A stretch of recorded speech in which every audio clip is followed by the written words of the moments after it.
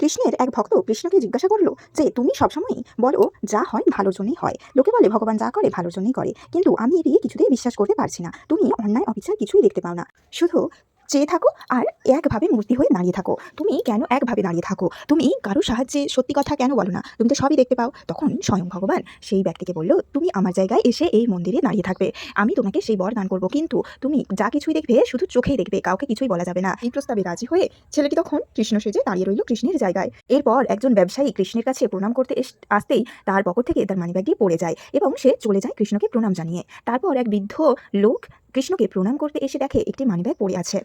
তার ঘরে অভাব অনিদ্রা, ছেলেমেয়েরা খেতে পাচ্ছে না, তাই সে কৃষ্ণের কাছে সেই বিষয়ে দুঃখ প্রকাশ করতে এসেছিল। যাবার পথে যখন মানিব্যাগটি দেখলো তখন ভাবলো নিশ্চয়ই কৃষ্ণ তাকে কৃপা করেছে। এই ভেবে সে তার মানিব্যাগটি নিয়ে চলে গেল। এরপর এলো একজন নাবিক, যে কিছুক্ষণ পরেই জাহাজে যাবে, তাই কৃষ্ণের কাছে প্রণাম জানাতে এসেছে। অমনি সেই ব্যবসায়ী একদল পুলিশ এনে সেই নাবিককে ধরলো, বলল ওই আমার মানিব্যাগ নিয়ে পালিয়ে যাচ্ছিল।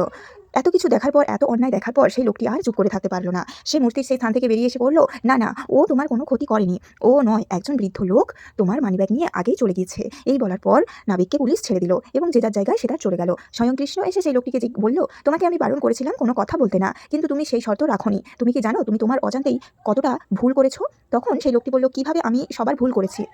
আমি তো সবার সাহায্যই করেছি, আমি তো সঠিকটা বলে দিয়েছি, তাতে তো সবার মঙ্গলই হয়েছে। কৃষ্ণ বলল, না, তুমি কোনো মতে কারোরই ভালো করনি। জানকি, ওই ব্যবসায়ী অনেক লোকের কষ্টের টাকা মেরে নিয়েছে। ওর ওই টাকাটা যদি হারিয়ে যেত তাতে ওর কোনো ক্ষতি হতো না। এদিকে ওই গরিব চাষি যে দুবেলা ঠিকমতো করে খেতে পায় না, তার বাড়ির ছেলেমেয়েরা আজ না খেয়ে রয়েছে, ও ওই টাকা দিয়ে কিছু খাবার কিনে নিয়ে গিয়ে তার ছেলেমেয়েদের খাওয়াতে পারতো। আর ওই নাবিকটি যাকে বিনা দোষে নিয়ে যাচ্ছিল, জানকি, ওই নাবিকের জাহাজ আজকে, ওই জাহাজেই দুর্ঘটনা ঘটবে, ওই জাহাজটি আজ উল্টে যাবে। যদি তুমি কারোর কথা কাউকে না বলতে, তাহলে ওই নাবিকটি আজ জেলে থাকতো এবং তার জীবনহানি থেকে সে মুক্তি পেত, তার জীবন বেঁচে যেত এবং গরিব মানুষটির পেটে দুটো অন্ন পড়তো, তার ছেলেমেয়েরা কিছু খেতে পারতো। এদিকে ওই ব্যবসায়ীর কোনো রকম কোনোই ক্ষতি হতো না। তাই বলে ভগবান যা করে ভালোর জন্যই করে। আপনার সামনে যদি কোনো বিপদ আসছে, তো অবশ্যই ভাববেন এটা কোনো ভালো কিছুরই সংকেত, যেটা আপনার ওপর দিয়ে ছোটোখাটো ভাবে বয়ে যাচ্ছে। এর থেকেও বড় কিছু বিপদ আপনার জন্য কিন্তু অপেক্ষা করেছিল স্বয়ং ভগবান কৃষ্ণের কৃপায়, সেটি থেকে আপনি উদ্ধার পেয়েছেন। আজকের ভিডিও এই পর্যন্ত। তাই কথায় বলে ভগবান যা করে মঙ্গলের জন্যই করে। হরে কৃষ্ণ।